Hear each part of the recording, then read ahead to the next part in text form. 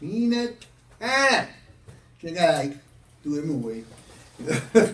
He gone. Yeah, but that's Tina Turner. What's love got to do with it? That's a profound statement, especially for the next and final part of this Archangel segment that we have here on what's love got to do with it. Tonight now we're going to be talking about sex robots. That's yeah, you heard it right. Having sex with robots. This is catching on big. I don't understand what it is, but here we go. What is more important for the modern man? The good feeling you can get from showing the woman you married, your girlfriend, or just an acquaintance, how important their interactions are on all levels to you, or except when it comes to sex. And now there's people out there, obviously, they only be caring about this sex. So like Tina Turner said, what's love got to do with it? Doesn't look like it got anything to do with it, because there's this new sex doll out there. It's not new, it's been out there for quite some time actually. The cost is $7,500 for a sex robot called Real Doll 2 Model A. It's a silicone skin robot. Got stainless steel joints with an ultra realistic vagina with hinged jaws and stretchy lips. It weighs about 85 pounds. For some, is the way they enjoy sex. Me, I think it's crazy. I don't get this at all. But this is a booming business. It's crazy. One of the reasons that such actions, these are not keeping with Archangel. This has nothing to do with chivalry. This is crazy. That sex robots, here's why it's crazy for me and has nothing to do with chivalry. Sex robots are not real. They're not alive, people. All you people who got $7,500 and you want to buy you a multi-vagina sex robot, it ain't real. That's not real. It's not alive. They can't love. They can't get it, love. They can't give love. They can't do anything. All they can do is lie there still while somebody else enjoys their fantasy. I think a little bit more should happen in the old privacy of your bedroom, but again, it's the privacy of your bedroom, and it's a little bit not keeping with Archangel standards of all. There's nothing in there. This is selfish. I don't even have good words to say what it is, but it's crazy. I know that a lot of people think that, I need to have the perfect sexual partner. But that's not a new idea. This idea has been around even before the 60s when they made movies like Blade Runner and the Stepford Wives. You got robot sex going on all over the place. But it wasn't real, folks. And it's still not real. The reality today, you get no reciprocating feelings. They just look at you. I can't emphasize how much that it's not real. I'm not trying to put these people out of business, because there's a whole lot of strange out there. Because what do you do with it after you get bored? Put a lampshade on it or something? You can't even have it as a lamp. What do you just sit it in the corner or something? Leave it in the bed? It's crazy. And because it's not real, it doesn't have emotions, so I guess you can do anything you want to it after you're finished with all your little fantasies and they start to bore you. Or you can do like some really crazy people who got more money. You can buy 8 or 9 different sex robots and have a whole heterosex robots all over. You put them in each chair in your house, and then we got put one or two on the couch, a couple of different. And just, if you're going to be crazy, go all the way, folks. Go all the way if you're going to be crazy. That's right. But you have to realize they can't engage in any emotion. You know, they can't really engage in sex. I have no idea how that works. It really seems kind of personal, I guess. I mean, because it's going to be the owner's fantasy that makes it work. And obviously it's working because this is a booming, up-and-coming industry. They got scientists working on this. How to make these people have more vibration or whatever they're going to give. I ain't going to go too gross, but we just leave some of that stuff right out of there. But they're not real. Now there's the ethical boundaries, I think, that come into this too. You know, it's because it's a robot. It's a toaster. You know, it's your refrigerator because it weighs so much. It's something that's just a strange type of thing going on like that. It's not normal. You know, but is it ethical? I don't know. If you're strange enough and crazy enough to buy all that thing, I'm sure you're going to justify this. There's some ethical reason behind this. A lot of people are going to have some ethical reasons behind these dolls and stuff like that. They're going, well, what about that poor guy who's handicapped and nobody's ever going to like him or something of that effect, you know? Who's disabled, you know? What about the poor person who has these sexual anxieties and stuff, and he can't approach a woman or a man or whatever he kind of leans for to just engage in a relationship, or somebody who lost a wife, or any of these things like that. They're going to use this as to justifying the argument that sex robots are needed in today's society. And that's a good way just to get yourself in a lot of psychological problems because they're not real. When it comes down to the final thing like that, it's a toaster oven. You know, that's all it is. There's nothing real about that. It's not going to heat up because you smiled at it and you came through the door. It's not going to bat its baby blues at you or whatever color eyes it has. It might. These scientists are working on that. It's not going to run over and say, how's your day been, honey? Oh, I missed you and everything, because it can't walk. It can only lie there. And it's heavy, so you can't even move it. It's not real. So those people with disabilities and severe social anxieties and every other different kind of neurotic type of being that they want to put in there, my heart goes out to you. But, you know, if you lead a chivalrous life and you go out there and you just live your life trying to do good for people out there just simply because there are people out there, I guarantee there's someone out there for you. You're going to find that special someone and everything. And dinner doesn't cost $7,500. But old Dolly number 2 does. So, and she don't eat. So, I mean, that might be a blessing for you. So that's a little bit on these arguments to that. You know? And there's nothing today that can replace the physical human connection of joy, sorrow, passion, love, unpredictability of their unpredictable nature, you know. Every time you come in the door and you see old Dolly number 2, she's still going to be the same old Dolly number 2. Unless you paint her face with green lines or something like that, she's going to look at you back with the same face all the time. But there's unpredictability of human relations. You come in the house someday and the wife or the partner or whatever it is had a bad day, you might be ducking a chicken. Hi, honey, I'm home. What do you mean you're home? She throws dinner at you. Eat this. You know?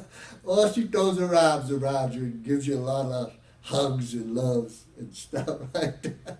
But you ain't gonna get that from Dolly. She just gonna sit there and look all Dolly looking. Which is, I can't get over the madness in this. This is, I really, I have to apologize to you people. This is just crazy. It's far beyond any way to have a relationship out there. And even you people that are burdened with some kind of over sex drive or something like that, so that you can't have a relationship with just one person and stuff. This society has accepted friends with benefits, and those are people who you love having intimate relationships with, but no commitment. They're just friends. You're just gonna have benefits one, and that's accepted in this society. I don't condone it. I don't think it's a chivalrous way of being. I don't think it's right. I think that it's an easy way out for somebody who doesn't want to put in any energy to find that person that they love or give that love to a person who they thought they loved in the first place. But it is a little bit better than, well, I don't know. I can't say it's better because it's all personal. It might be better for some. Obviously, it is to pay $7,500 for a toaster oven and put a wig on it every other day and call it whatever you want to call it. I don't know what you want to call it. Yeah. But now you got psychiatrists out there, famous name psychiatrists too. This guy David Levy. He says by 2050, love with robots will be as normal as love with other humans. He's crazy. But he gets paid to be crazy. He writes books. He's a psychiatrist and stuff. By 2050, that's not that far away. That it's going to be normal for people to have a robot in their house, a big old fancy toaster oven that looks like something else, and they'll be able to have love relationships with this just like any other human. I don't see it. I hope it really doesn't become, because it does sound a little goofy and crazy to me. And here's the part that really got me laughing. This guy, David Levy, predicted, this is his prediction, that Massachusetts, that's right here, Massachusetts will be among the first states to legalize marriage to a robot. Yeah, I can't make this stuff up. This is what the boys say. Legalize marriage to a robot. That's crazy. What if he that person who married this toaster oven discovers a microwave? What's gonna happen then? It's all over now. You gotta throw that toaster oven out, get a new one. Or if you have 8 or 9 little toaster oven sex robots, wonder about you'll marry them all, And do they have rights? Do these sex robots have to be cleaned at least once a month? What about cleaning these things? Who cleans these? You have some nurse practitioner, home health aide person come in and take care of the cleaning of the robot? I don't know. But this is just craziness like that. Sex robots are always and can never be anything but a robot. It's just, and they'll always just have an illusion of emotions. I'm sure they're going to program something into these sex robots and stuff and respond to how you say something. You might respond, I had a bad day. Oh, well, why don't you fix yourself a cup of coffee, because I can't walk.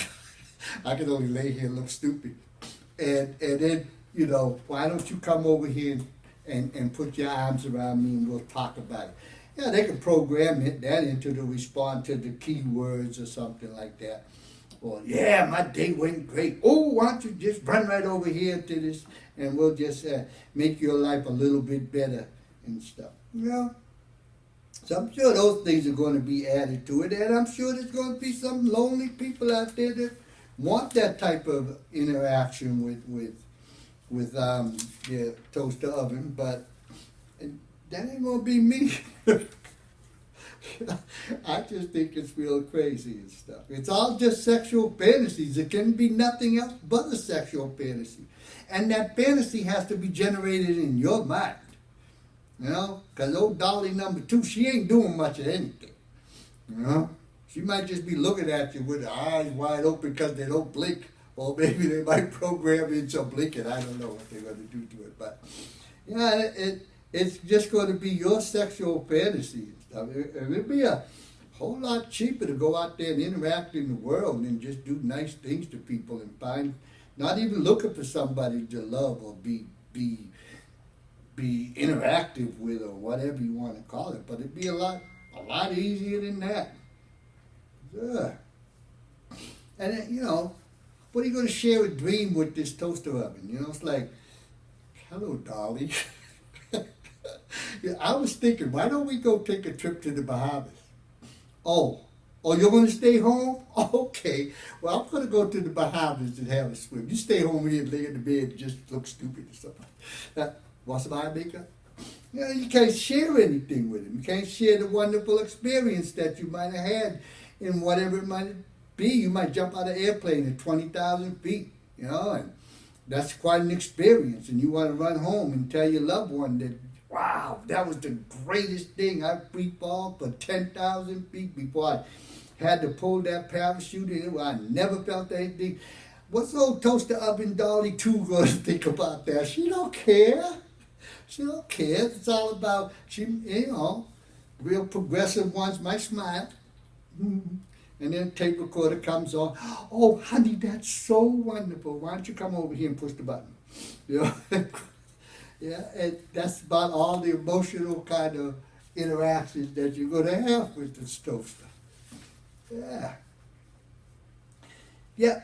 So, all you people out there who really want to just go out there and purchase Dolly number 2 for, like I said, $7,500, you just go right ahead. And I'm sure that they're going to make this a whole lot better. And then you can have the step-down ones for the people who really don't have that much money and probably get those wraparound glasses and stuff and have a whole bunch of different little avatars running around there and be like a porn movie or something like that. And you can do that too, and you can live in a fantasy world all created about yourself. I'm sure they'll have different kind of attachments for Dolly sooner or later, and different kind of scenes where you can put her in some, you know, she lays in your bed, but you can put all these palm trees, accessories around so that she can get the feel of being someplace in Hawaii or something like that, you know. And then you can add thunder and lightning because you wanted to have sex out there in the wild and hear bears roar and lions and tigers and all this stuff. Granted, I don't know if there's a lot of women that might go into fantasies like that, but who knows? And then, what if you meet a woman? You were out there at your favorite McDonald's, and you just happened to be on your worst day of your life, and you had a conversation with somebody, and you didn't know how to act, and the next thing you know, the conversation grew. 2.5 hours later, you still in McDonald's, the hamburgers dried up, the French fries, if you could use them as actual shoelaces now, they don't have to be shoelace French fries. They become real. You know? So now, and she said, can we go back to your place? And you're not thinking now, because your brain went all to sleep. And you take this lovely woman who's interested in you for you back to your place, and there's old Dolly number 2, the toaster oven, in your bed, weighing 85 pounds. And you walk in the door with this lady. Yeah, what are you going to do now? I hope you got some microwave food in the oven, or in the refrigerator, so you say, hey, why don't we have something to eat? Because we really didn't have a good time eating the food at McDonald's, and you can make a TV dinner or something. And then find some excuse to go kick old Dolly out the bed. She won't get mad. She don't have any feelings, folks. So I mean, if you own a dolly, don't get mad if you bring home a real live woman and you try to hide Dolly under the bed. She ain't gonna care. I know some of you people might think she's real.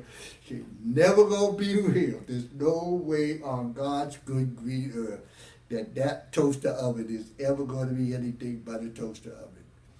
So that's a little bit I wanted to talk about with the new upcoming craze of sex robots, and a little bit about, I'm playing music, and a little bit about mixed marriages, you know, and how they produce mixed children and stuff, and how this is going to definitely take away the need to have all those racial prejudice feelings and stuff, because sooner or later, and it's almost here now, it's not even sooner or later.